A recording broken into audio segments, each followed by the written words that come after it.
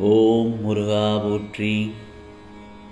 என் செல்ல பிள்ளையே, என் மீதான பக்தி உண்மை என்றால் இதை நீ கேட்டே ஆக வேண்டும். இது முருகப்பெருமானின் உத்தரவு என் செல்லமே. ஓம் முருகா சரணம் என்று பதிவு செய்துவிட்டு நான் சொல்வதை கவனமாக கேள். உனக்கு ஒரு விஷயத்தை சொல்கிறேன், கவனமாக கேள். நான் உன்னுடன் எங்கும் எப்போதும் இருக்கிறேன். உன்னை எந்த ஆபத்திலிருந்தும் நிச்சயமாக நீ காப்பாற்றப்படுவாய் என்பதில் சந்தேகமே வேண்டாம். முருகா, வயதுக்கு மீறிய சோதனையை அனுபவிக்கிறேன் என்று மட்டும் நினைத்து விடாதே. உன்னை நல்லபடியாக வாழ வைக்க இந்த முருகப்பெருமான் போராடி கொண்டிருக்கிறேன். காலங்களும் நேரங்களும் தான் பதில் சொல்லும் என்று உனக்கு அடிக்கடி கூறுவதன் காரணம் உனது பொறுமையும் நம்பிக்கையும் சகிப்புத்தன்மையும் நிலைத்து நிம்மதியான வாழ்வை உருவாக்குவதற்காகத்தான். அந்த தருணத்தில்தான் என்னுடைய அரவணைப்பில் நீ வளர்ந்து வருகிறாய் என் செல்லமே. நீ உன்னுடைய துன்பமான காலங்களை கூட புன்னகையுடனும் தளராத நம்பிக்கையுடனும் எதிர்கொண்டு வா. உன்னுடைய தடைகள் அனைத்தும் வெற்றிப்படிகளாக மாறும் என்பதை நீ உணர்வுபூர்வமாக நம்புவாய்.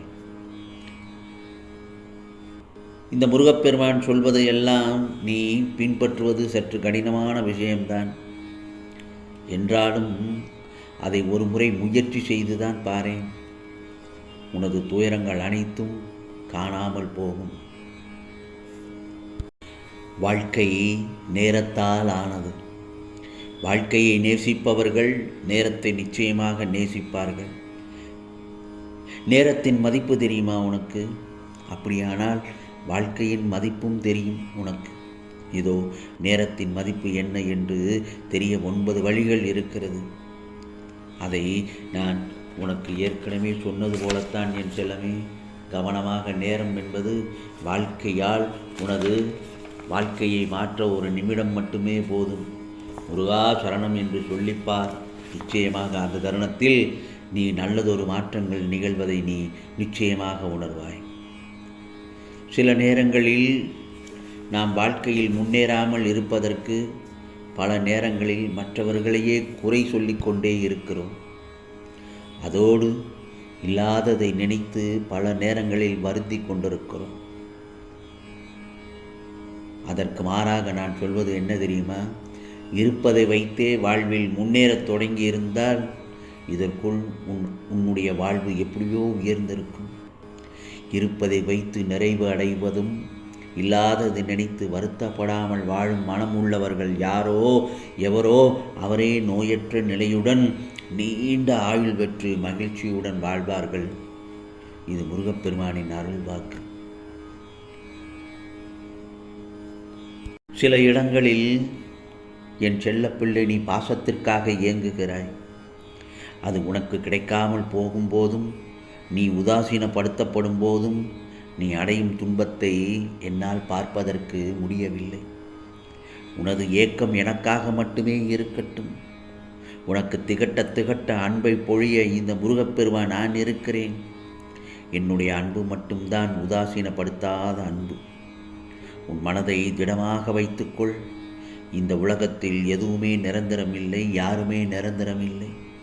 பெற்ற தாயானாலும் தந்தையானாலும் மனைவியானாலும் கணவரானாலும் ஏன் குழந்தைகளானாலும் குறிப்பிட்ட எல்லை வரை மட்டுமே அவர்கள் வருவார்கள்.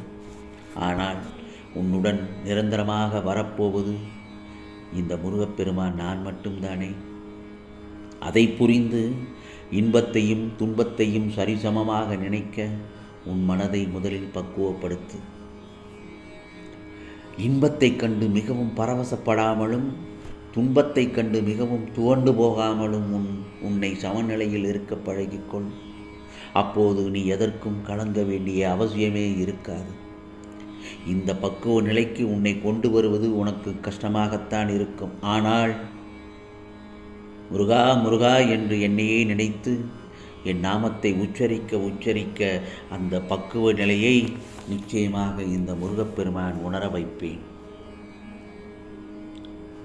என் மீது நம்பிக்கையுடன் பிரார்த்தனைகளுடன் தொடங்கு.